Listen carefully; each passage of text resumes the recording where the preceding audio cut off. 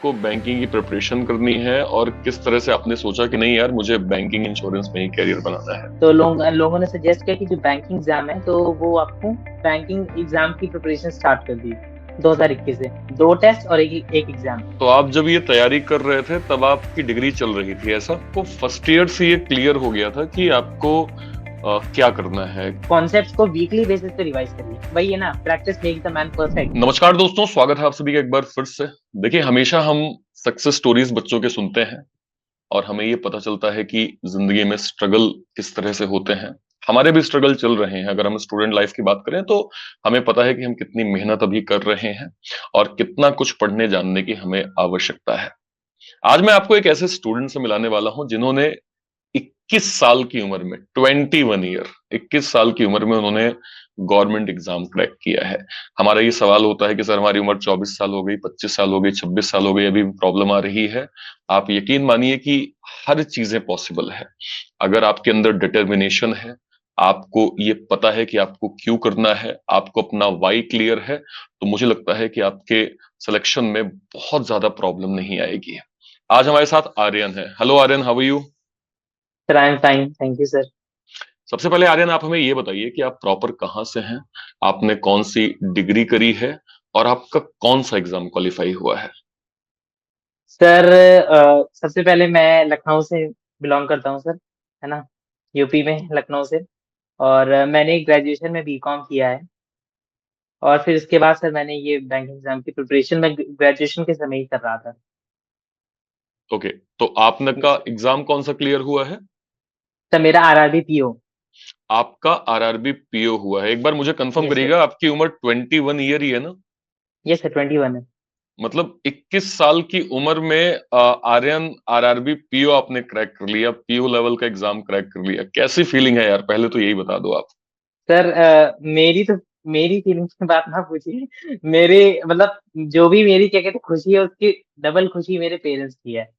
Like क्योंकि हमारा जो फैमिली में मेरे फादर हैं तो वो ही सोल अर्निंग मेंबर हैं। तो अब जाहिर सी बात है सर, एक उम्र के बाद तो इंसान थक नहीं लगता है। तो फिर उसके बाद सर मतलब मैं ही हूँ अर्निंग मेंबर। मेरी यंगर सिस्टर भी है, यंगर ब्रदर भी है। तो अगर मैं 21 ईयर्स की एज पे अगर मैंने मतलब ये उपलब्धि हासिल की है तो सर वो बहुत खुश हैं इससे। नहीं, वाकई आपने अपने घर में एक बेंचमार्क स्थापित कर दिया कि देखो, हम्म। तुम लोग अभी छोटे हो और देखो मैंने ग्रेजुएशन खत्म करते ही सरकारी नौकरी जो है वो पाली है। सर मेरी जो बहन है सर वो मुझे ही फॉलो कर रही है। So nice. सो आर्यन, कब दिमाग में आया, जैसे आप कह रहे हैं कि आपने फर्स्ट अटेम्प्ट में, आई थिंक फर्स्ट अटेम्प्ट में ही आपने क्लियर किया है, यस सर, फर्स्ट अटेम्प्ट है। तो कब दिमाग में आया आर्यन कि आपको बैंकिंग की प्रिपरेशन करनी है और किस तरह से आपने सोचा कि नहीं यार मुझे बैंकिंग इंश्योरेंस में ही करियर बनाना है? सर असल में ये हुआ था ना सर, जो मेरा 11 12 था तो वो मैंने पीसीएम से किया था। फिर सर 2020 में आप तो जानते हैं कोविड आ गया था, है ना, मार्च से मतलब लॉकडाउन और ये सब स्टार्ट हो गया था। फिर उसके बाद सर जैसे होता है ना कि मतलब समझ नहीं आ रहा, एक तो मतलब इतना फाइनेंशियल स्ट्रेस और मतलब घर में लोगों को कोविड था, है ना, ये सब चीजें थी। तो फिर इतना दिमाग मतलब वो हो गया था कि समझ नहीं आता कि क्या करें ग्रेजुएशन में। और सर फिर जैसे बीटेक भी अगर आप करते हैं कहीं से तो फिर एक अच्छी जगह से करिए, जैसे आईआईटीज एनआईटीज। और तो सर मतलब ऑनलाइन एजुकेशन का इतना वो था नहीं, मतलब इतना वो प्रमोशन नहीं था उस समय। फिर सर मैंने सोचा कि ठीक है मतलब गवर्नमेंट एग्जाम की तैयारी करते हैं, है ना। फिर ये तो नहीं पता था कि मतलब कौन सा, लेकिन ये था कि हाँ एक ग्रेजुएशन लेना है, एक करना है। फिर उसके बाद एक गवर्नमेंट एग्जाम की प्रिपरेशन करनी है। तो फिर लोगों ने जैसे आप जैसे गाइडेंस मांगते हैं लोगों से, है ना। तो लोगों ने सजेस्ट किया कि जो बैंकिंग एग्जाम है तो वो आपको मतलब इसका जो प्रोसेस होता है फेयर होता है, फास्ट होता है ना, और बहुत ही जल्दी इसका मतलब रिजल्ट डिक्लेयर होता है। और जैसे रेलवेज हैं, एसएससी है ना, अगर आप इनकी तरफ जाते हैं तो फिर काफी टाइम लेते हैं।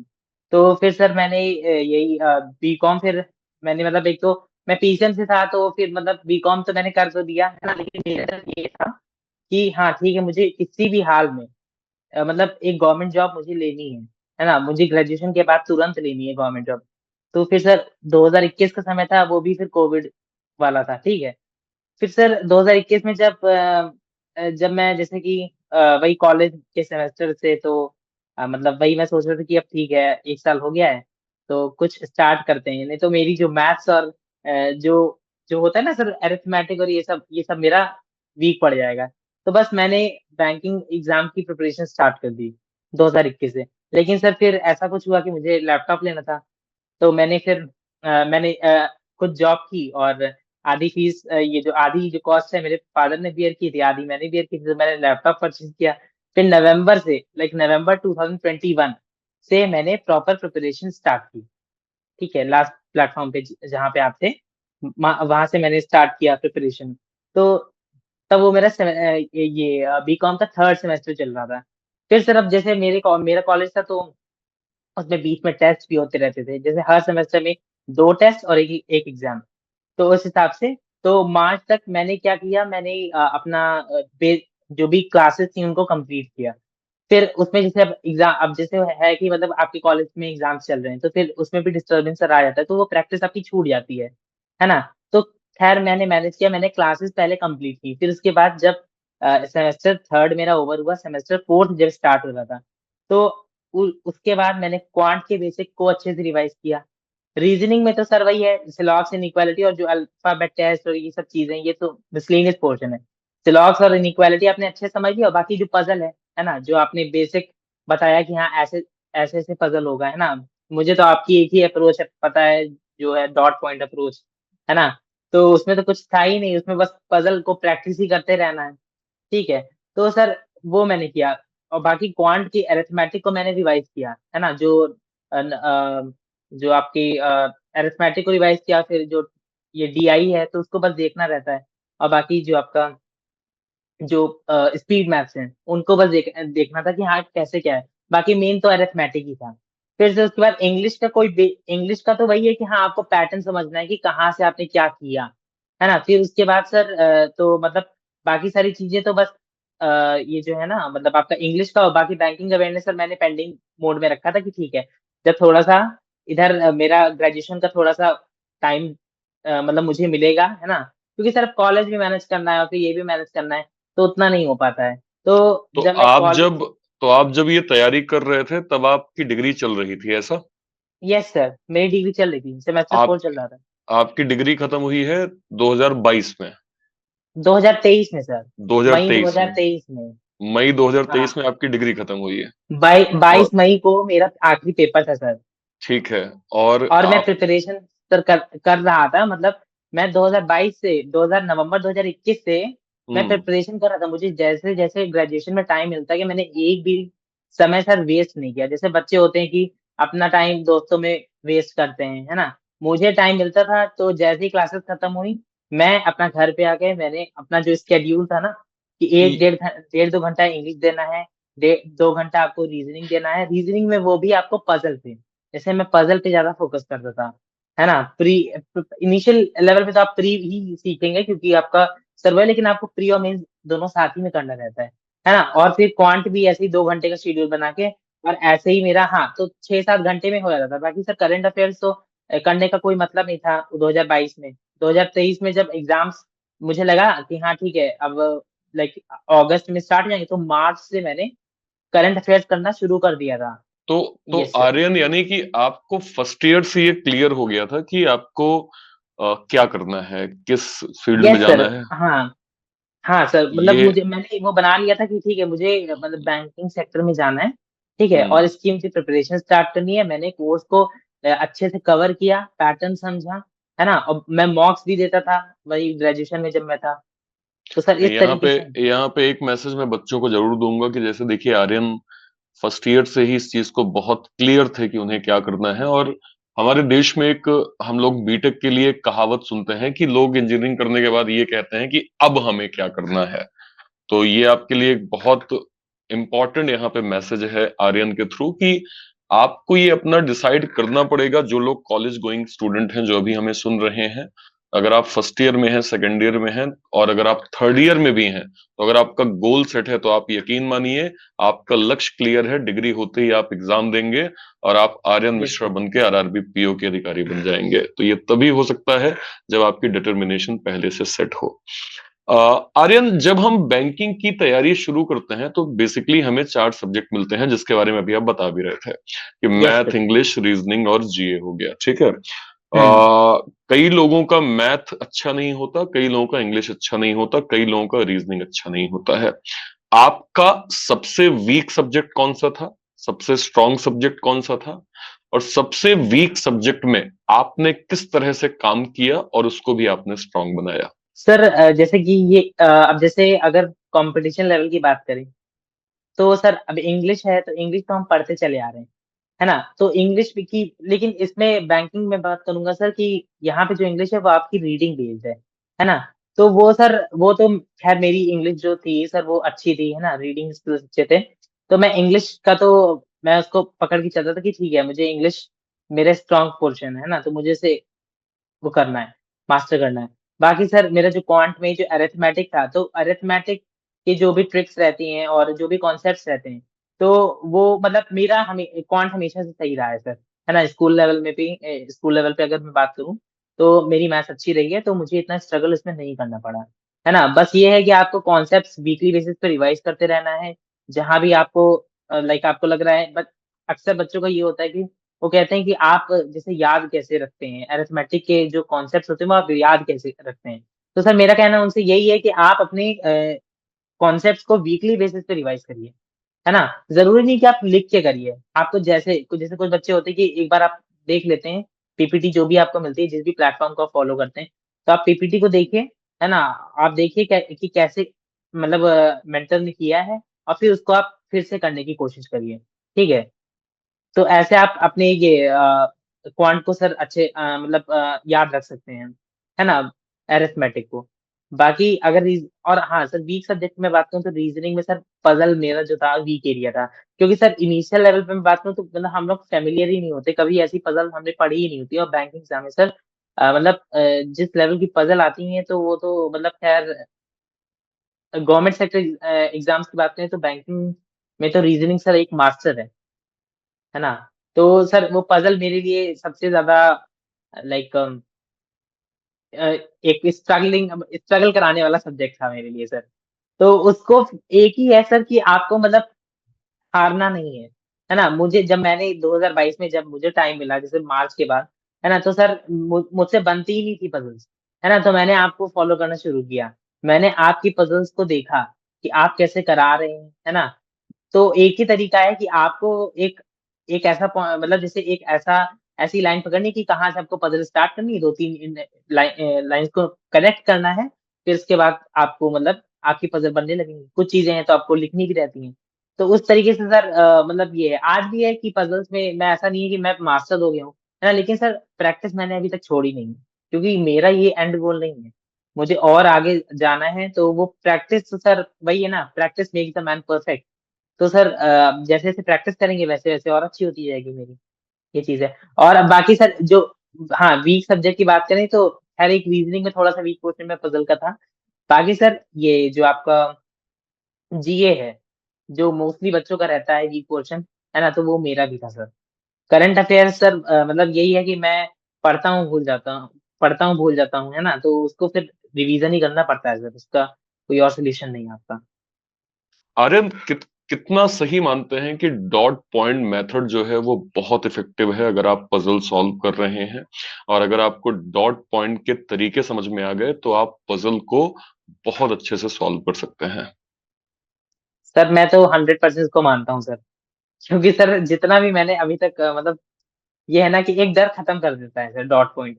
मतलब आपको चाहे जितनी लंबी-चौड़ी पज़ल हो, है ना? तो आपको बस वो पॉइंट पकड़ना है कि कहाँ से आपको स्टार्ट करना है। और ये तभी आएगा सर जब आप पज़ल अच्छी खासी प्रैक्टिस करेंगे।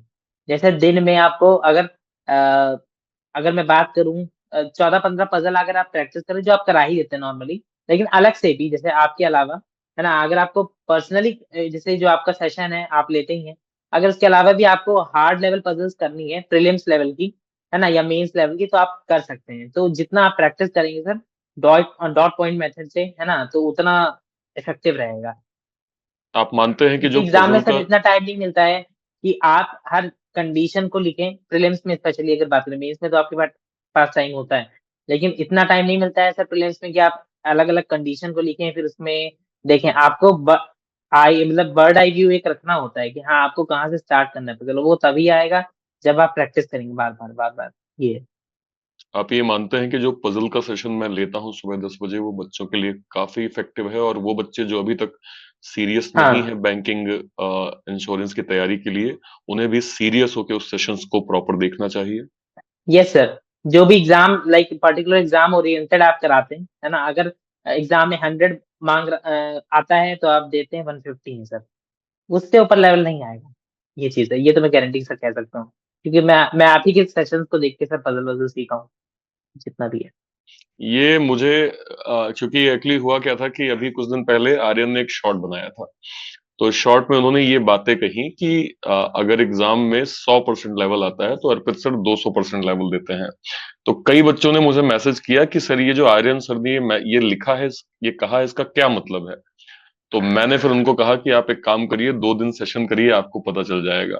और जब वो सेशन किए तो उन्होंने कहा कि हाँ सर ये बात एग्रीड है, क्योंकि देखिए इस चीज को मैं भी मानता हूं कि जो ये आर्यन कह रहे हैं एकदम परफेक्ट कह रहे हैं, क्योंकि मैं हमेशा एग्जाम से ऊंचा देने की कोशिश करता हूं। इसका कारण ये है कि जब आप एग्जाम से अपर लेवल को पढ़ेंगे ना, तो आप एग्जाम में किसी भी तरह से नहीं फंस सकते हैं। मतलब एक सिंपल सी बात है कि अगर मुझे इतने सराउंड को कवर करना है तो मैं काम करूंगा, इतना सराउंड कवर करूंगा। क्यों? क्योंकि अगर इतना बड़ा सराउंड मेरा कवर हो जाएगा तो इतना तो अपने आप ही कवर हो जाएगा। तो हमेशा से हाई लेवल कंटेंट, और ये मैं ना केवल चूंकि रीजनिंग में मैं करता हूं, बट चूंकि जैसे बाकी सब्जेक्ट्स हैं, मैथ्स हो गए या जीए हो गए, इंग्लिश हो गए, आप खुद से इनके हाई लेवल कंटेंट को पढ़िए, क्योंकि अगर आप हाई लेवल कंटेंट पढ़ते हैं तो आपको बाकी सब्जेक्ट बहुत आसान, मतलब बाकी पैटर्न आपको काफी आसान लगते हैं। सो बहुत बहुत शुभकामनाएं आपको इस चीज के लिए Aryan. Thank you sir. Aryan, prelims के बाद मेंस है ना, मेंस बड़ा बच्चों के मन में एक अलग अलग डर होता है, और इसका कारण ये है कि बहुत सारे बच्चों को मेंस का आइडिया ही नहीं होता। उन्हें नहीं पता होता हम्म। कि जैसे प्रीलिम्स में हम स्पीड ओरिएंटेड चीजें करते हैं, मेंस में स्पीड उतनी काम नहीं आती है। मेंस में हमें हम्म। काम आता है कॉन्सेप्चुअल क्लैरिटी। कई सारे यस सर। बच्चों को डाउट होता है जीए में, उनकी जीए की प्रॉपर स्ट्रेटेजी सही नहीं होती, उनको नहीं पता होता कि जीए कैसे पढ़ना है, और बहुत सारे लोग हाई लेवल मैथ्स और रीजनिंग को नहीं कर पाते हैं।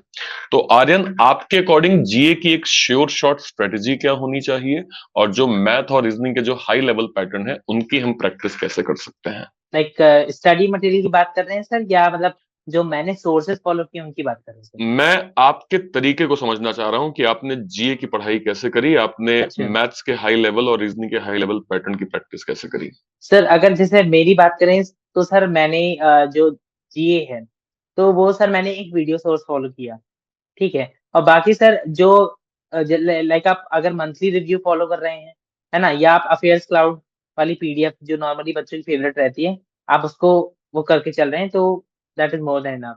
एक वीडियो सोर्स, है ना, जिससे आपकी मतलब डेली वो बनी रहे, है ना, और एक ये आपका जो मंथली सोर्स है, वीकली पीडीएफ आप कह सकते हैं, या मंथली पीडीएफ, तो आप ये फॉलो कर सकते हैं जी के लिए। ठीक है। वो एंड मैंने अभी तक किया है। एंड व्हाट अबाउट मैथ और रीजनिंग, जिसके हाई लेवल जो कंटेंट हम प्रैक्टिस करते हैं उनको हम कैसे कर पाते हैं? कि रीजनिंग और क्वांट की अगर मैं बात करूं तो सर देखिए, प्रीलिम्स लेवल तो आप जैसे आप कर भी लेंगे, है ना, लेकिन सर जैसे जो मेरे साथ था तो सर वो मैं ना मैं जैसे कोई एक पर्टिकुलर मेंटर है ना, तो मैं उसका जो भी कंटेंट है उनका कंटेंट मैं पकड़ता था, और वीडियो सोर्स ही फॉलो किया है मैंने मेंस के लिए।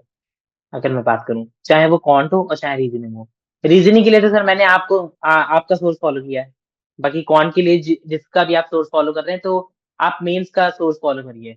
जो भी आपको टीचर अच्छा लगता है आप उसका वीडियो सोर्स फॉलो करिए, क्योंकि सर जो अगर आप मेंस के मॉक देंगे तो वो एनालाइज आप कर लेंगे, ठीक है, अच्छी बात है, आप दे लेंगे, लेकिन सर उसके वो अप्रोच आपको नहीं पता चलेगी जो आपको एक मेंटर सिखा सकता है।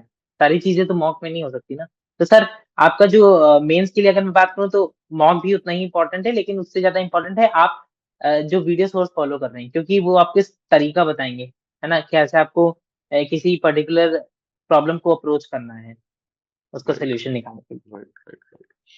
आर्यन, जब हम तैयारी कर रहे होते हैं तो कई सामाजिक प्रेशर भी होते हैं जो हमें धीरे धीरे पता चलता है कि बड़े परेशान कर रहे हैं हमें। जैसे एक तो ये हो गया कि अगर हम पढ़ रहे हैं तो लगातार, जिनको पता होता है कि हम तैयारी कर रहे हैं, वो लगातार हमको पिंच करते रहते हैं कि और कहाँ तक पहुंचे, तैयारी अब कहाँ हाँ। तक पहुंची। एक तो ये हो गया।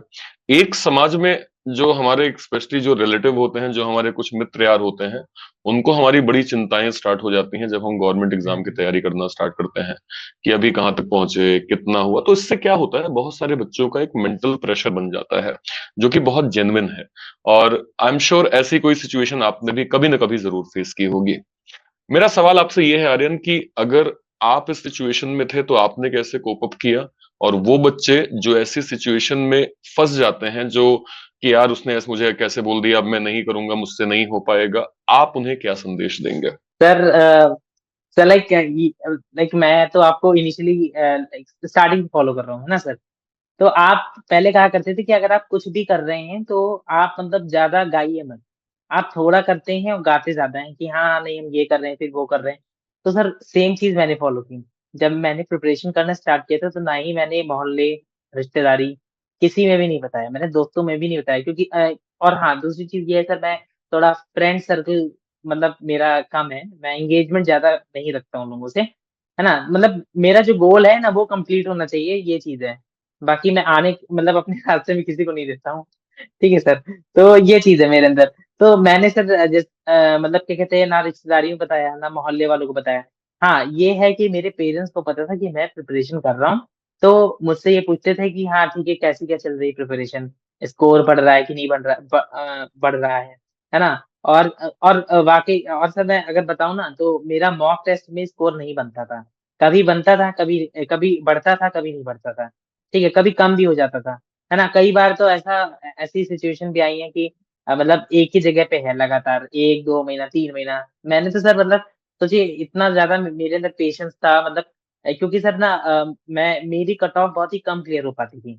लेकिन मॉक अगर वही है ना कि अगर आप जैसे मॉक का कंटेंट अच्छा है, मॉक का लेवल अच्छा है, तो सर आपकी कट ऑफ क्लियर हो चाहे ना हो, है ना, बस आपको एग्जाम में उसका रिजल्ट दिखता है।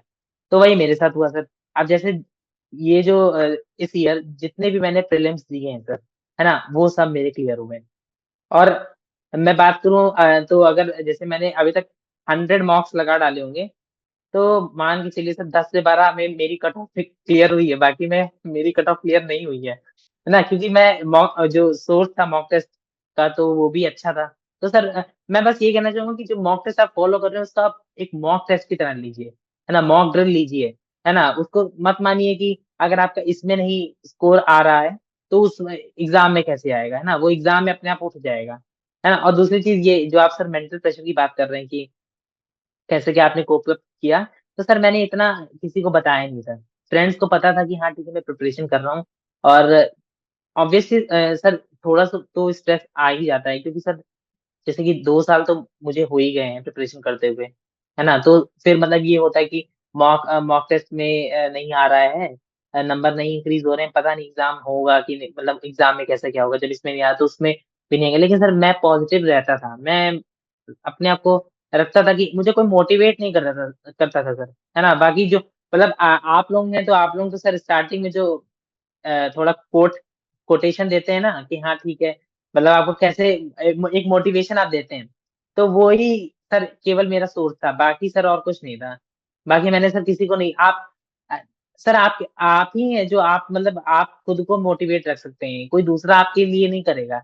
दूसरा 1 दिन करेगा 2 दिन करेगा, लेकिन ये आप ही हैं जो आप मतलब खुद को मोटिवेट रख सकते हैं, है ना, अपने आगे के लिए सोच सकते हैं। बाकी सर प्रेशर मेरे ऊपर भी था नो डाउट सर, लेकिन मैंने ज्यादा किसी को बताया नहीं था, ये है। राइट, फ्रेंड्स राइट, तो राइट। पूछते ही हैं कि कैसे क्या आप कर रहे हैं, है ना, कैसा क्या चल रहा है। तो एक वो प्रेशर होता है क्योंकि जब आप मुझसे कहीं अच्छी जगह पे हैं, कुछ अच्छा कर रहे हैं, तो मेरे अंदर भी प्रेशर होगा ना कि अगर मैं नहीं कर पाया तो क्या होगा। लेकिन सर वही है कि मोटिवेटेड खुद को रखना पड़ता है, कैसे भी करके बहाना करना पड़ता है, उसके लिए फिर मेहनत भी करनी पड़ती है सर। बिल्कुल, बिल्कुल। तो आप ये मानते हैं आर्यन कि हम जब तैयारी कर रहे होते हैं तो हमें बहुत लोगों को चीजें नहीं बतानी चाहिए, ये हमारे मेंटल यस पीस सर। के लिए काफी अच्छा रहता है। हाँ हाँ फिर वो प्रेशर कम होगा। एज अ टीचर हम भी ये हमेशा कहते हैं, और हमेशा मैं इस चीज को बोलता हूँ, राइट, कि कभी भी जब आप किसी चीज को लक्ष्य के रूप में आपने तय किया है तो सबसे पहले आप उसको गाना बंद करिए, है ना। हमेशा ये आप सर उसको क्योंकि कुछ लोग ना सर ये भी कहते हैं कि उनका तुम ये कर रहे हो, फिर तीन लोग तो 3-3 4-4 साल करते रहते हैं, उनका नहीं निकला तो तुम्हारा कैसे निकल जाएगा? वो अपनी अपनी मेहनत है सर, है ना, अपनी अपनी स्ट्रैटेजी है। जरूरी जरूरी नहीं है कि उसका अगर 4 साल उसने मेहनत किया तब निकला हो तो तुम्हारा 1 साल में नहीं निकलेगा, ऐसा कुछ नहीं है। नहीं, अब आप तो हमारे सामने फिलहाल आर्यन लाइव एग्जांपल है। मतलब 21 ईयर्स में आरआरबी पीओ क्रैक करना, अब मैं और क्या बोलूं इन सारे बच्चों के लिए। हम्म। मतलब आई थिंक बहुत सारे स्टूडेंट हमें देख रहे होंगे जिनकी एज 21 प्लस होगी, 25, 26, 27 साल के होंगे। तो आपने अगर पहले से डिसाइड कर लिया है, अपनी प्लानिंग्स आपने बिल्कुल स्ट्रेट फॉरवर्ड करी हुई हैं और आप उस पर कंसिस्टेंट काम करते हैं। हमेशा मैंने ये चीज कहा है कि आप किसी भी चीज को करिए, अगर आप कंसिस्टेंट हैं तो आप यकीन मानिए कि आप सफल हो जाएंगे। लेकिन आप कंसिस्टेंट ही नहीं हो पाते, प्रॉब्लम ये है। कंसिस्टेंट क्यों नहीं हो पाते? कंसिस्टेंसी। क्योंकि आपको पर्पस नहीं पता है। कंसिस्टेंसी अगर आप नहीं है तो सिर्फ और सिर्फ ये प्रॉब्लम है कि आपको अपना पर्पस नहीं पता है। और जब पर्पस नहीं पता है तो काम करने का मन नहीं करता है। तो मैं भी आर्यन की इस बात से 100% एग्री करता हूं, क्योंकि मैं इसको हमेशा ही बोलता हूं, फिर से एक बार दोहरा रहा हूं कि कभी भी जब आप अपना कोई लक्ष्य डिसाइड करिए तो उसको किसी से शेयर मत करिए एक्सेप्ट पेरेंट्स, और उस पे काम करना स्टार्ट करिए। क्योंकि जब आप लोगों को बताते हैं तो उसकी साइकी ये है कि लोग आपसे हर चौथे दिन पूछेंगे कि अब कहां तक पहुंचे। तो वो आपका एक हम्म। मेंटल प्रेशर खुद से क्रिएट होता है जो आपने ही क्रिएट किया है। तो ऐसी चीज बिल्कुल भी मत करिए।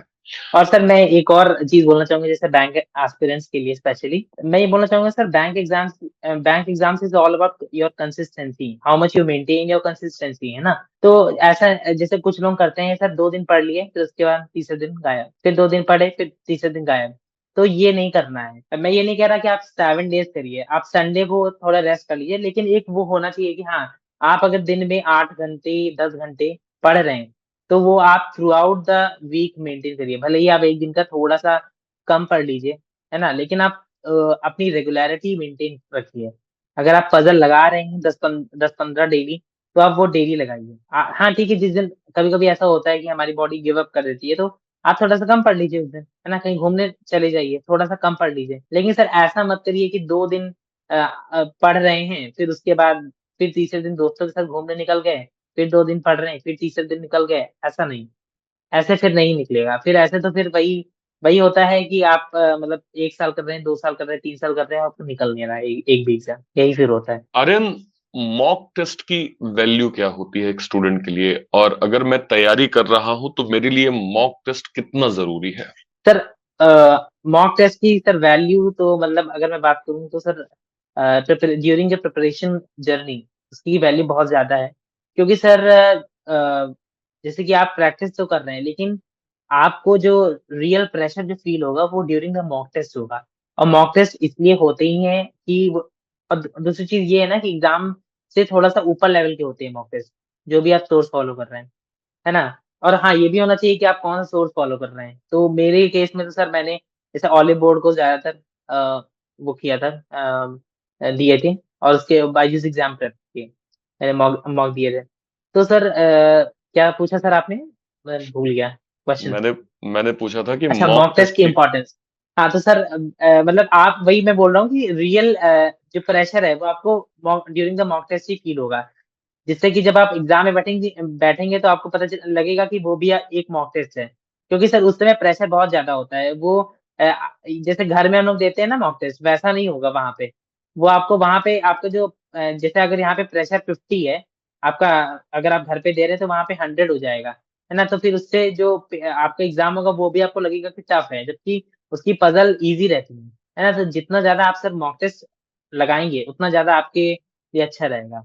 मैंने आर्यन, 40 मॉक टेस्ट लगाए थे सर, आरआरबी आपने 40। आरआरबी पीओ के एग्जाम देने से पहले 40 मॉक लगा लिए थे।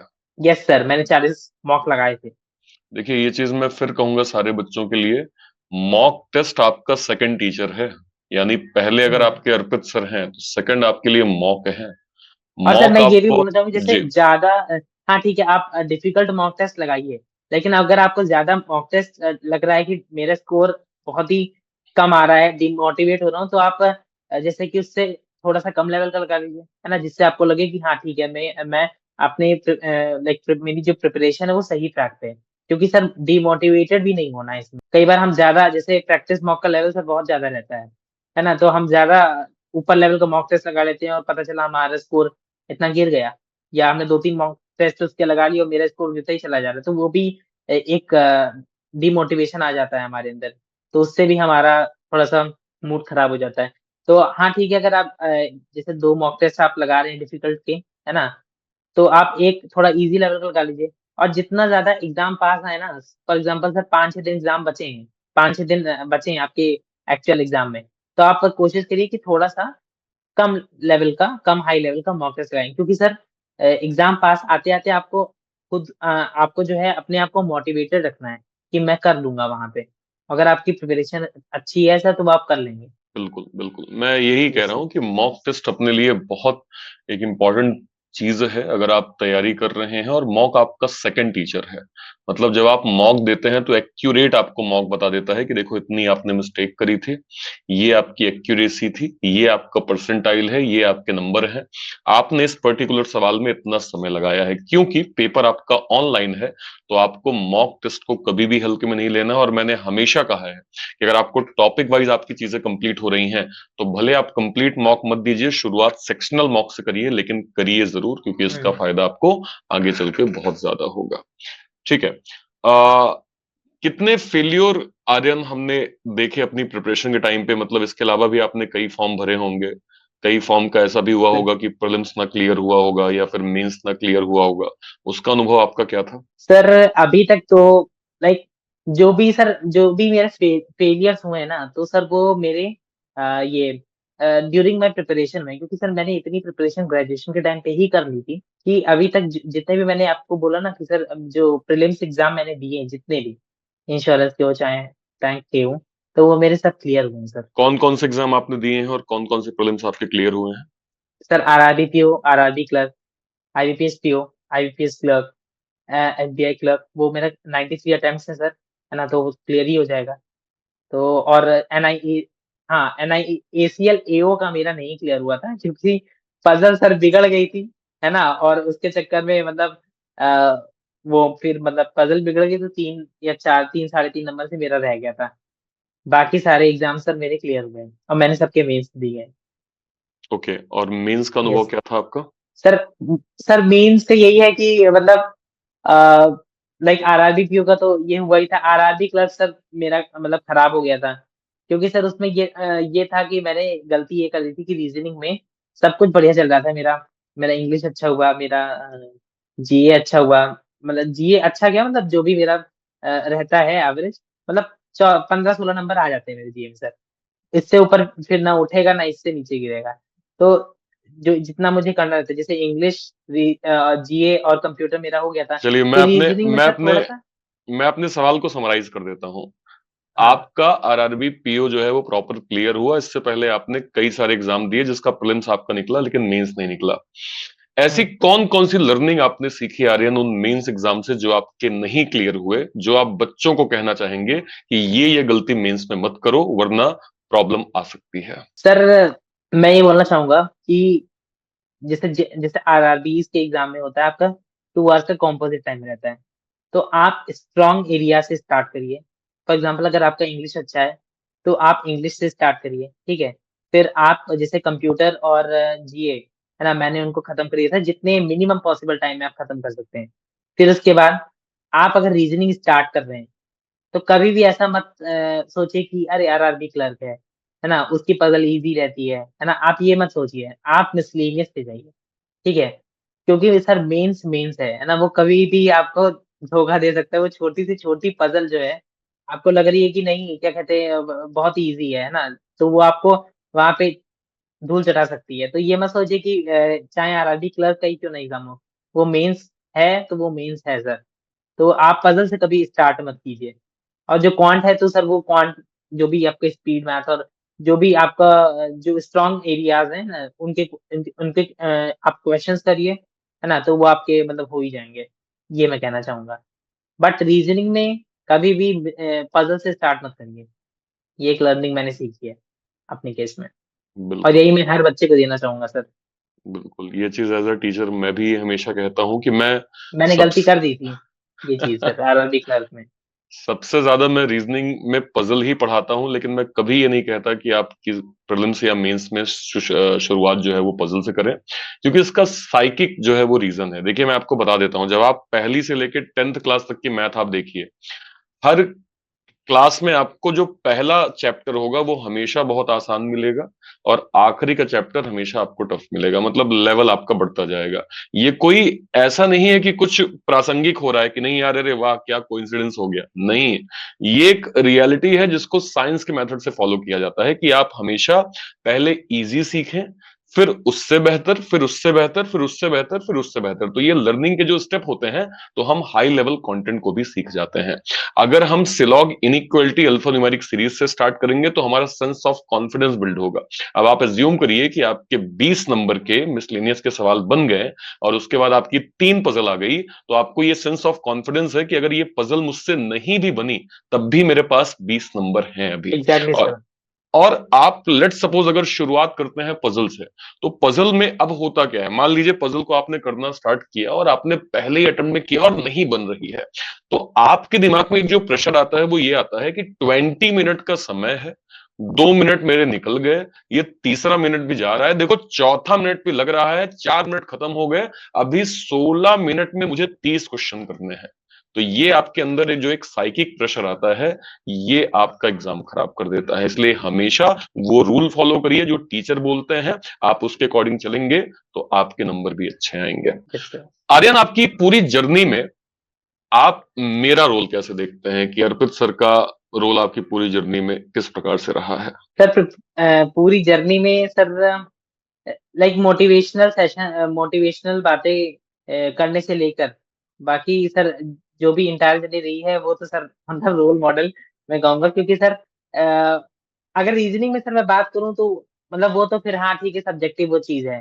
लेकिन सर जो आप चीजें बोलते थे ना कि आपको कैसे क्या मतलब अगर आप प्रिपरेशन कर रहे हैं तो आपको किसी को नहीं बताना है ना, और किस तरीके का कंटेंट आपको प्रैक्टिस करना है, तो वो मैंने सर आपको फॉलो किया, तो जिसका रिजल्ट सर ये है। चलिए बहुत बहुत शुभकामनाएं आपको।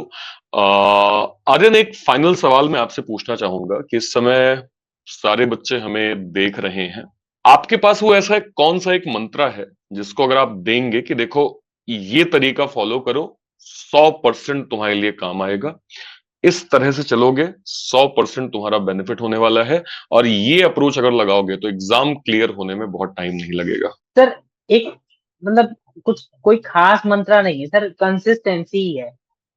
क्योंकि सर अगर आप प्रैक्टिस करना छोड़ देंगे, अगर आप प्रैक्टिस करना सर छोड़ देंगे, जैसे 2 दिन किया फिर तीसरे दिन छोड़ दिया, फिर 2 दिन किया फिर तीसरे दिन, तो वो आपकी सर वो बन नहीं पाएगी। कंसिस्टेंसी मतलब यही एक मंत्रा है कि आप जिससे आप कोई भी चीज पा सकते हैं, तो सर वही मैंने फॉलो किया अपने केस में। चलिए बहुत बहुत शुभकामनाएं। आज हमने आर्यन से आई थिंक बहुत सारी बातें और करी हैं। रेगुलर मॉक टेस्ट जो हम देते हैं। रेगुलर मॉक टेस्ट भी देना बहुत आवश्यक है, राइट? यस सर, जैसे हाँ जी। एग्जाम के पहले सर 1 डेढ़ महीना बाकी है प्रीलिम्स के लिए, है ना, तो हम मेंस की प्रिपरेशन करते रहिए। लेकिन आप 1 महीना पहले या 20-25 दिन पहले आप अपनी मॉक टेस्ट स्टार्ट कर दीजिए देना, रेगुलर बेसिस पे, डेली डेली या हर 2-2 दिन में। नहीं, मुझे बहुत खुशी है आर्यन कंसिस्टेंसी की, है बस sir, consistency is the only मंत्र। मुझे बहुत खुशी है आर्यन की आज मैंने जितने सवाल पूछे हैं आपने बहुत बेबाकी से जवाब दिए हैं।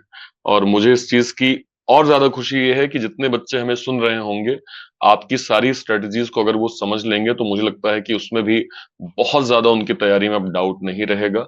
सबसे पहले हम सभी आर्यन को बहुत बहुत शुभकामनाएं देंगे। 21 साल की उम्र में इन्होंने आरआरबी में स्केल 1 की रैंक पाई है। बहुत बहुत शुभकामनाएं आपको आर्यन, सबसे थैंक यू पहले। सर।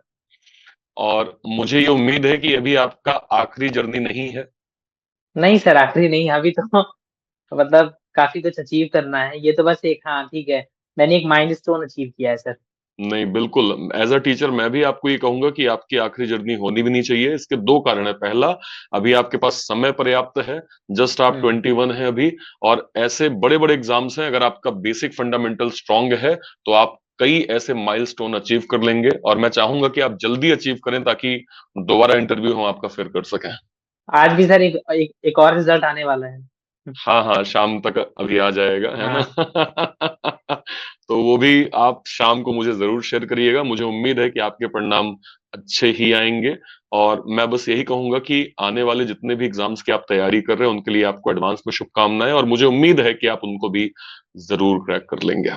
चलिए, बहुत बहुत शुभकामनाएं आर्यन। तो ये थे हमारे साथ आर्यन मिश्रा, जिन्होंने अपनी सक्सेस स्टोरी हमसे शेयर की, हमें बताया कि अगर आप सोच विचार कर लेंगे, अगर आप चाह लेंगे कि नहीं मुझे कुछ पाना है, कुछ बनना है, और आपने सही दिशा में काम कर लिया, तो उम्र मैटर नहीं करती है, चाहे वो फिर आपकी 21 साल की उम्र हो या फिर 26 साल की उम्र हो। आपको जब ट्रुथ रियलाइज होता है, आप बस उस पर काम करिए। और आखिरी में आपको ये समझना होगा कि जब आप अपने ऊपर वर्क करते हैं तो आप सिर्फ और सिर्फ अपने जीवन को बेहतर कर रहे होते हैं। आप यकीन मानिए कि जिंदगी की बुरी परिस्थितियों में पेरेंट्स के अलावा हमें कोई नहीं पूछता है, ना कोई हमारा साथ देता है। हम ही हैं जो अपनी मदद करते हैं और दूसरे हमारे पेरेंट्स हैं। तो अगर आपको कुछ करना है तो पहला तो अपने आप को स्टेबल करिए। खुद को आप स्टेबल कर लेंगे तो आप अपने माँ बाप की भी सेवा उसी तरह कर पाएंगे जैसा उन्होंने आपको इतना अच्छा जीवन दिया है। बहुत अच्छा लगा हम सभी को आर्यन से बात सर करके, एक चीज आर्यन की मैं सक्सेस। और जी सर एक और चीज मैं बोलूँ, सॉरी सॉरी टू इंटरप्ट। जी जी जी सर बिल्कुल। जैसे कि मैं ये बोलना चाहूंगा कि कई बार ऐसा होता है सर, बच्चे जैसे एक ही स्ट्रेटजी फॉलो करते रहते हैं और फेलियर्स फेस करते हैं। तो आप उन बच्चों को देखिए जिन्होंने मतलब कोई एक माइलस्टोन अचीव किया, कोई एग्जाम क्लियर किया है, आप उनकी स्ट्रेटजी देखिए कि उनकी क्या कमियां थी, क्या अच्छाइयां थी, है ना। और फिर आप अपनी देखिए, और फिर आप ये मतलब बिल्कुल कॉपी मत करिए उनकी स्ट्रेटजी। स्ट्रेटजी सर सबकी अलग अलग होती है ना। कोई जैसे कि होता है कि कोई 6 घंटे पढ़ लेता है, कोई 8 घंटे पढ़ लेता है, कोई 10 घंटे पढ़ लेता है। तो अपनी अपनी कैपेसिटी है और अपनी अपनी स्ट्रैटेजी है। जैसे कुछ लोग होते हैं सर 4 4 साल 5 5 साल लगे रहते हैं और फिर उनका एग्जाम एक भी नहीं निकलता, फिर निकल जाता है। तो आप ये देखिए कि उनकी आप ये मत देखिए कि मतलब उनका इतना टाइम लगा तो मेरा कैसा लगेगा। आप बस स्ट्रैटेजी पे फोकस करिए कि मुझे क्या स्ट्रैटेजी, अगर आपको नहीं लग रहा है कि हाँ मेरी स्ट्रैटेजी, इस स्ट्रैटेजी से मुझे ये चीज नहीं मिल रही है, तो आप स्ट्रैटेजी चेंज कर दीजिए। आप सक्सेस स्टोरीज भी देखते रहिए, इससे आपको आइडिया लगेगा कि हाँ मैंने मतलब मुझे ऐसे ऐसी चीजें करनी है, ये चीजें। और अपने आप को कंपेयर मत करिए। आप बस ये देखिए कि आप हर दिन कुछ अच्छा कर रहे हैं, कुछ बेहतर कर रहे हैं। आपका जो दिन गुजरा है उससे बेहतर कर रहे हैं, कुछ अच्छा कर रहे हैं, कुछ बेहतर कर रहे हैं। कंपेयर मत करिए कि हाँ उसने इतना किया, मैंने इतना किया। बस आप ये देखिए कि आप जो भी कर रहे हैं वो better than the previous day कर रहे हैं, अपनी प्रिपरेशन में या लाइफ में भी। तो आपको सब चीज जल्दी मिलती बिल्कुल, मतलब आप लोगों को फॉलो करिए, लेकिन आखिरी में आपकी स्ट्रेटेजी जो है वो अपनी यूनिक होनी चाहिए। है। यस सर, बिल्कुल। हो सकता है मैं 6 घंटे पढ़ता हूं लेकिन आपकी हैबिट 4 घंटे की हो, तो आप उन 4 घंटे में अपने आप को बैलेंस करिए कि आप कैसे अपनी स्टडी कर सकते हैं। आर्यन, वाकई जेन्युइनली बहुत अच्छा लगा आपसे बात करके, और आपकी स्टोरीज, आपकी बातें सुन के मुझे लगता है जितने बच्चे हमें देख रहे हैं वो सब अगर 10% भी फॉलो कर लेंगे तो मुझे लगता है बहुत अच्छे से आपका रास्ता क्लियर हो जाएगा, आपका मार्ग जो है वो प्रशस्त हो जाएगा। तो वंस अगेन एक बार फिर से आर्यन, आपको बहुत बहुत शुभकामनाएं। Thank you so much. चलिए, आज के लिए सेशन को इतना ही रखते हैं। नेक्स्ट सेशन में हम किसी और आर्यन मिश्रा के साथ होंगे और उनकी भी स्टोरी को प्रॉपर समझने की कोशिश करेंगे, और उनसे भी मोटिवेट होंगे कि कैसे रिसोर्सेज भले कम या ज्यादा हो, लेकिन अगर हमने डिटर्मिनेशन बना लिया है तो सक्सेस तो जरूर से जरूर मिल जाती है। टिल देन, फिलहाल के लिए सेशन को इतना ही रखते हैं। Till then, bye bye, thank you so much. जय हिंद। Thank you.